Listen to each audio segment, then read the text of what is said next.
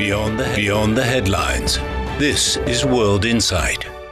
Hello and welcome to World Insight special series, the Season of AI and Basic Sciences with me, Tian Wei. The terracotta warriors, ancient gardens. Xi'an, as the capital of a dozen Chinese dynasties, recently witnessed the convening of a global dialogue on how artificial intelligence is reshaping human civilization and human development. The event, organized by the United Nations, is in collaboration with China. Global thought leaders, policymakers, technologists, academics, and cultural leaders brainstormed and provided their wisdom. On the sideline of it, I spoke with these two. On the sideline of the UN discussion on AI and human development, but that is a key issue. What is your takeaway? I wanted to strengthen my slogan here, to be more human than human when we are facing the AI era. That's very important that I see AI as a mirror when we understand ourselves. And then human beings are not staying as it is. We need to evolve. We need to change. We don't know how to actually collaborate and cooperate with other living beings all over the world. At the beginning, humans are getting better and better. But when we are in face of AI, we even need to speed up humans' understanding and humans' refinement process of being a better human when we're facing ecology, when we are facing the future. That's a great point, even though philosophical, but I really get it. Professor Gong, your thoughts? Actually, I totally agree with Zheng Yi. Talk about to faster evolve the human itself, and in order to not just use AI, but to tame AI, to control AI, and to leverage AI for the human development, not human-centered, not technology-centered.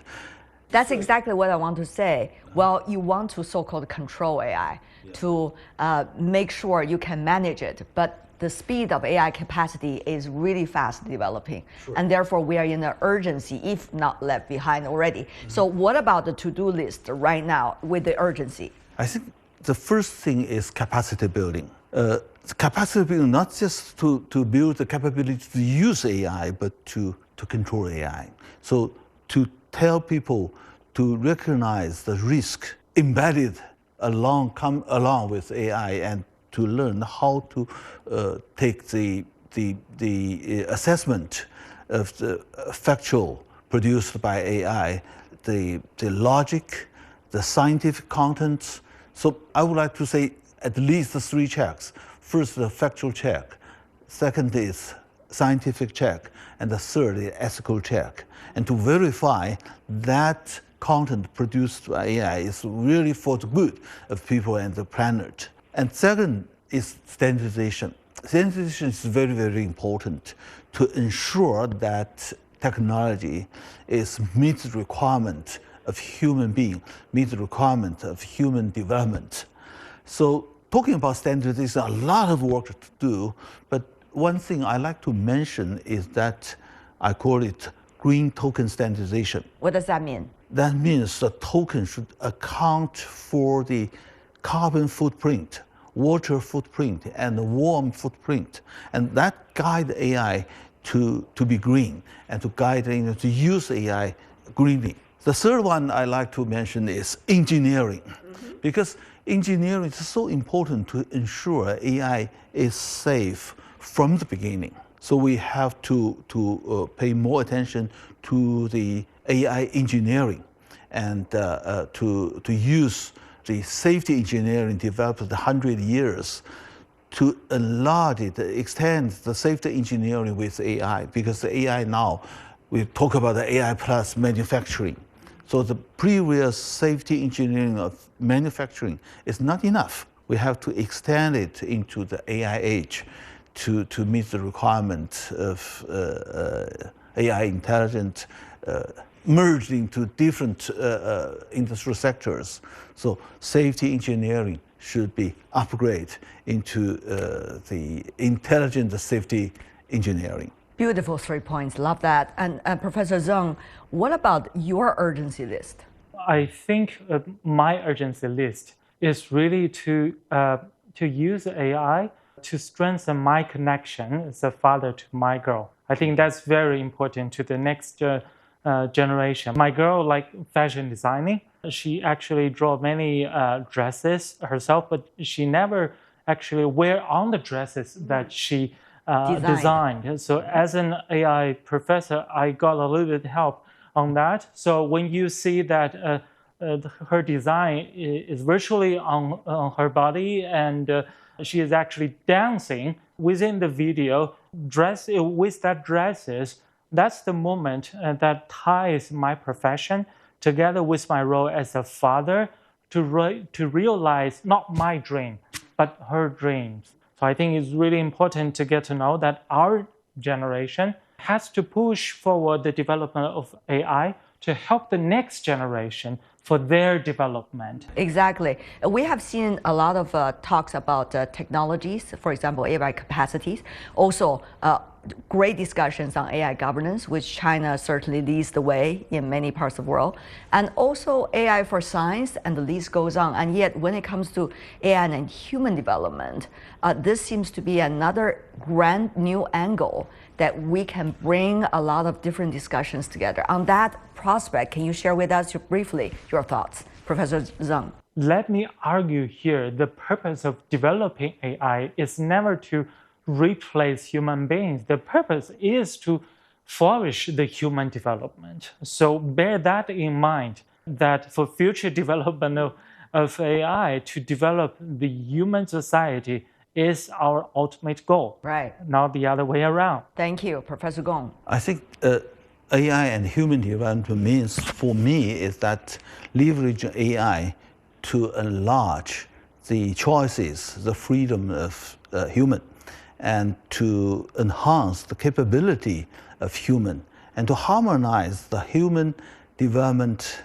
and the ecosystem, the natural system, the planet.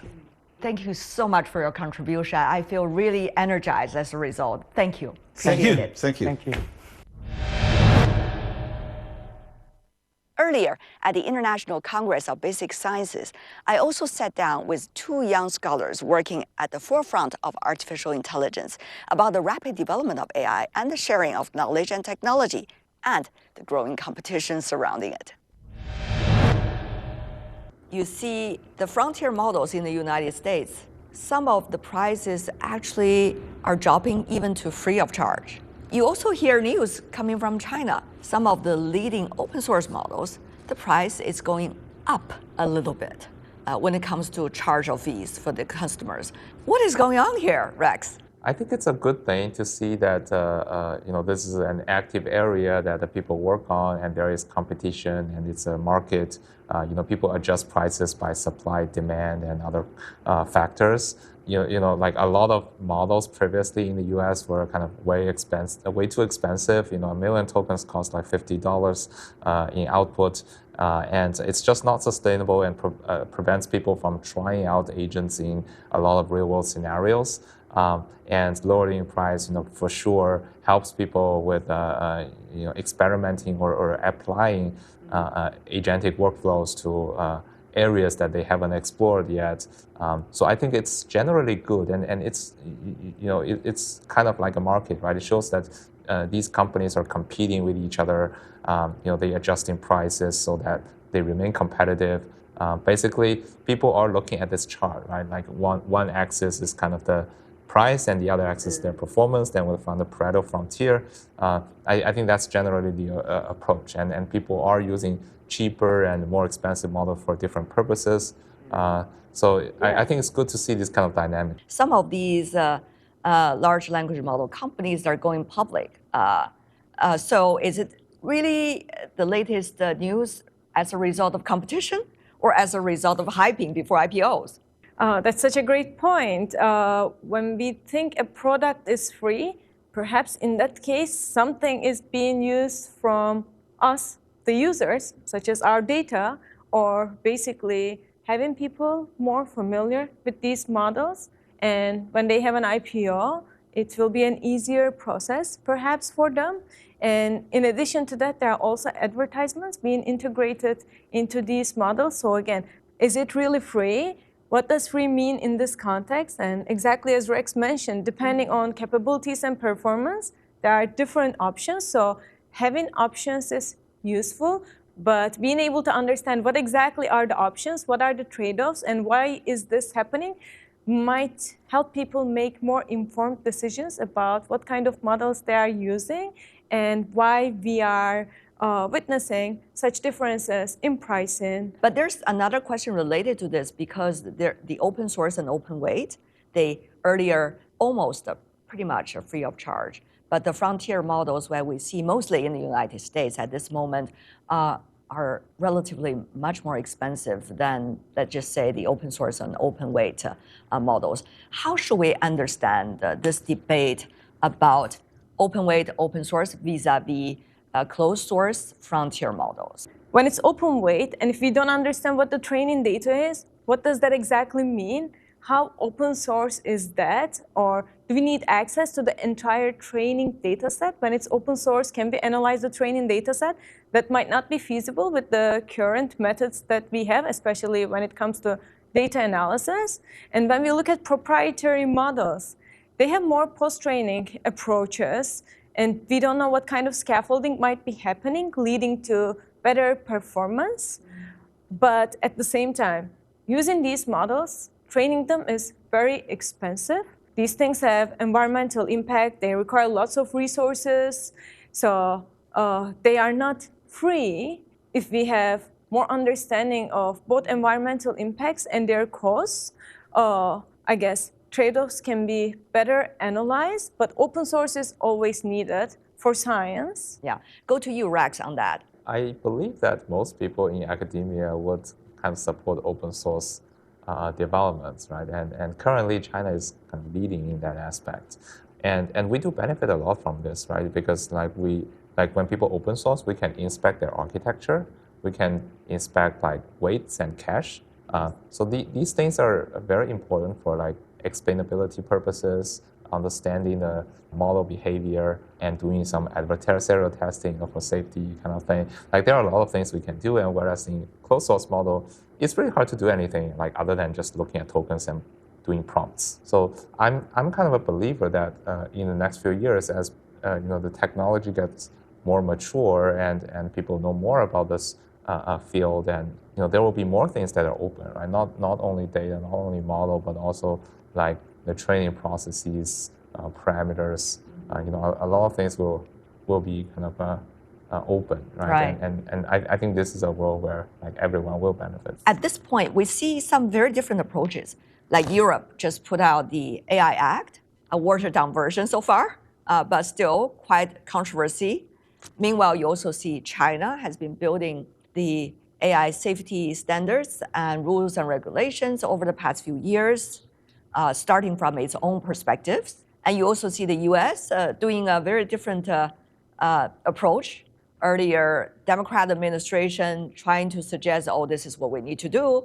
But now with the Trump administration more closely working with the latest innovation, suggesting policies should support innovation rather than, bringing more regulations to innovation. You categorize what is happening in the world broadly, quite accurately.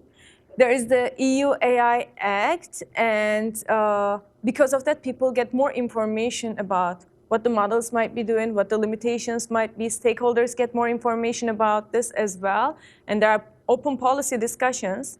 And the directions were similar in the US, with caution to reduce harms of these systems to ensure benefits for all stakeholders across government, industry, and the public.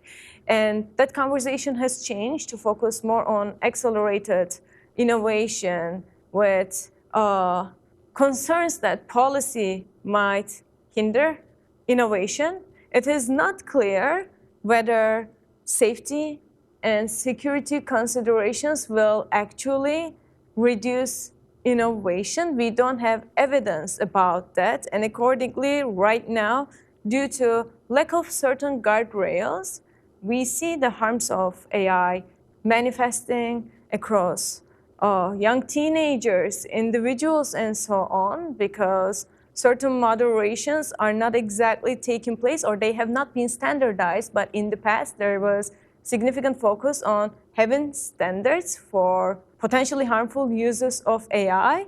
So you mentioned that in China there is more focus on safety, and we know that there are significant consequences, and these haven't happened with prior technologies, and we have to do something about these. And accordingly, at the state level, there has been progress in the US, but it's not very transparent. And again, it is not as standardized. So there are conflicts across these regions. Right. At So you have the national level that is more relaxed, so to speak, to encourage, as they say, innovation.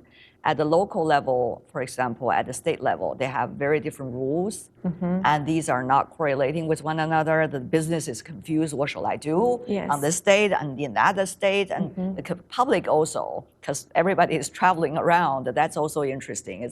What about your EU approach? The EU has had their policy approach for a few years now, but one disadvantage on their side seems to be they have this omnibus approach where they try to throw in one kind of a policy that might fit all kinds of problems, but we just discussed that this is a general purpose technology that's being used for all kinds of things. So it might be useful in one context, but then when it's tried to be used with the same approach in a different context, it might become very harmful. One size doesn't fit and all. we don't understand these yet. Right. So we need more information and transparency, collaboration across government, industry, and the public to understand how to improve these things. So I hope that is really happening. But Rex, what about the three different approaches as you see it? My opinion is government should come in when the industry and the consumer, or the market in general doesn't regulate itself, right, or doesn't fix the issue.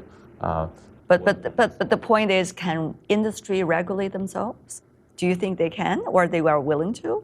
My opinion is that at the start, people will, because they want to, have a good image. But then, at this point, when it comes to like IPO, when it comes to, there are a lot of stakeholders, right. then they will prioritize that rather than safety. Exactly. That's what I thought. They will prioritize revenues and earnings at this stage. So I think, but then this is when I think governance should come in.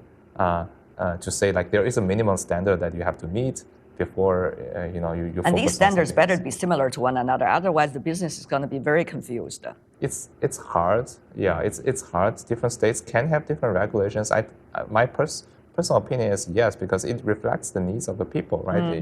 It's just like different states have their different tax systems. That's fine. As long as the people there are happy. I think it's fine. That's really a great point, that the technologies are developing so fast. We know the AI capability is still accelerating at this moment when we're talking to one another. So can policies catch up with what's going on in technologies? And also, is it the right time to do policies as much as we can to the extent that they are relevant? What do you think, Eileen? This is such a good and, again, complicated question. Before I start answering, I also want to note that industry might not have all the expertise to self-regulate because, for example, there are public policy experts who have been focusing on these types of things for a very long time, and industry has lots of tech workers that are really trying to do good things. But again, there's like this perhaps objective and expertise mismatch. We need a responsible design, development, and deployment process throughout the entire pipeline. Yes, the technology is developing. Overall, it has net positive benefits, but we need to do this in a responsible way by carefully analyzing every single step. Rex? Yeah, I think we will catch up, or I think the policy will catch up, unless we see a big surprise here. I don't know if that will happen, but so far, I think it's kind of predictable of like what people are doing and how the architecture evolves. At this moment, China and the United States are the biggest AI powerhouses in the world. There can be cooperation in governance, particularly on the security issues. So how do you see as academics this intertwined, complicated, and yet absolutely fascinating relationship between the two? AI powerhouses? There's great research coming about AI from all around the world. China and the US has very active research and developments in these areas.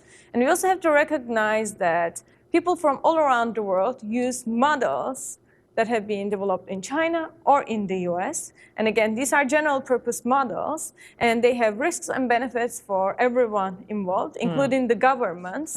And accordingly, being able to collaborate on these and understand both the risks and benefits together will lead to better cooperation. And in this case, cooperation will only benefit innovation as well, given that both countries are trying to advance AI and they are successful. And if they can agree on certain things, perhaps in policy circles or at higher levels, maybe we don't hear too much about collaboration, but among researchers and scientists, everyone is collaborating and people are working very well together in creative ways to understand this technology. Yeah. So that is quite promising. Rex, your thoughts? Yeah, I have the same feeling as you. Like at the high level, at management level or policymaker, there is like a lot of tension and competition and discussion about being self-sufficient rather than relying on, right? There's always this thing, but like at the lower level, right? I think for general public, for academia people or even for industry, there is so much collaboration, and this is kind of essentially part of what everyone is doing. There's so much collaboration, and it's not just hardware. In the software, I think you see so many papers being co-authored by people from both sides. Very interesting, because sometimes you see the rhetorics in the media.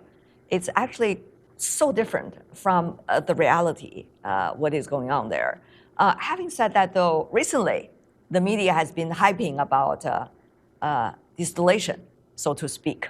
I would love to hear about your opinions on this. Is it more about the geopolitical competition, or this is more, like industry inside practices, or as a consumer, how shall I make my pick and choices? How does that work? One thing to recognize here is that everyone is distilling public's data. The training data comes from the entire internet. So it's not that one company is distilling another company's model. It's all the data that belongs to people. So what are the privacy and data regulations here? Unless they do something about their privacy decisions and policies, the data is being used for retraining and it leaks. So we are in this cycle where all the data in the world is being used to train these models. My opinion is, the real scenario is companies will have this kind of policy. Say like my company policy it's not a law, right? But like my company does not, want distillation to happen in my commercial agreement and so on. And maybe in the commercial case we should just respect it. It's not a good thing, right? Personally, I would say like a more open-mindedness is something good. Another question I would love to ask both of you is about the compute. We see horrendous amount of compute being stored up to have this linear development of AI capabilities, particularly in large language models and agentic uses these days. Rex, are we going to see the limit soon? I think not yet. Right? Okay. I think it's still growing at a quite fast speed. Because the money is still there?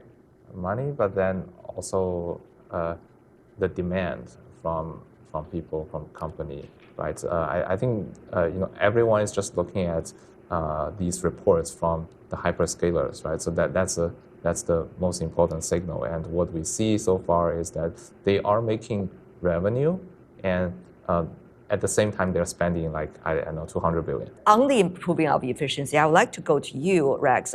What have been done? Are there already very promising areas that you have seen maturely taking place right now? Is that the direction?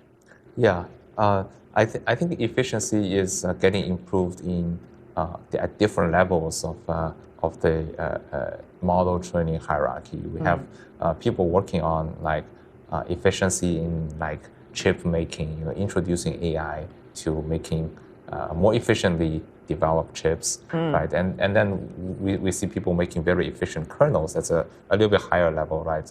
Which is bridging GPU and the software, right, in the middle, right? How we develop these efficient operators for neural networks. And then on top of that, we see people who are building efficient systems. So it's like cloud, better communication, better machine learning training systems and training frameworks. And then on top, there is like model improvement. There's like efficient AI memory, efficient knowledge bases, such that you can extract information through reasoning to feed it. So I see it as like a stack of, it's like very typical or very similar to like computer network hierarchy, and efficiency is being injected at every level. Fascinating conversation. Thank you for your generosity in sharing your thoughts. Looking forward to seeing you again very soon. And that's all the time we have for today. If you'd like to know more, search World Insight. Check out our YouTube channel. Follow us on X and Facebook. I'm Tian Wei. On behalf of my team, thanks for being with us. Bye for now.